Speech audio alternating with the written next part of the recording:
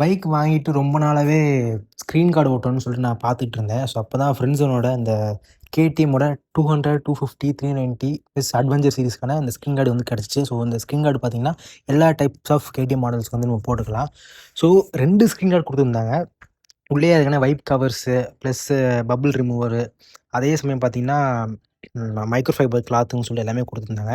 நம்ம வந்து ப்ராப்பரா நம்மளே வீட்லயே வந்து இது வந்து கார்ட் போட்டுக்கலாம். நம்ம வந்து ஒரு மெக்கானிக் ஷாப்போ, வேற ஏதாச்சும் ஒரு ஆக்சஸரீஸ் ஷோரூமுக்கும் எடுத்து போகணும்னு அவசியமே கிடையாது.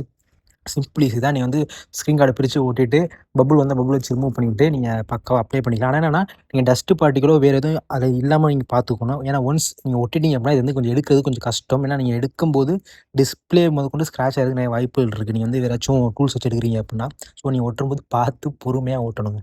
ஸோ அதான். ஸோ இந்த ஸ்க்ரீன் கார்டு வந்து உங்களுக்கு வேணும் அப்டின்னா, இதோட லிங்க் வந்து நான் வந்து என்னோட பயோலயும் குடுத்துருக்கேன். அதே மாரி நீங்க ஸ்க்ரீன் கார்டுன்னு சொல்லிட்டு நீங்க கமெண்ட் பண்ணுங்க. நான் உங்களுக்கு டிஎம்க்கு வந்து லிங்க் நான் சென்ட் பண்றேன். அதே மாரி நம்ம பேஜ ஃபாலோ பண்ணிக்கங்க. பைக்கோட அனைத்து வீடியோவும் நம்ம பேஜ்ல வந்துகிட்டே இருக்கும். அதே மாரி நம்ம யூடியூப் சேனலையும் ஃபாலோ பண்ணிக்கங்க.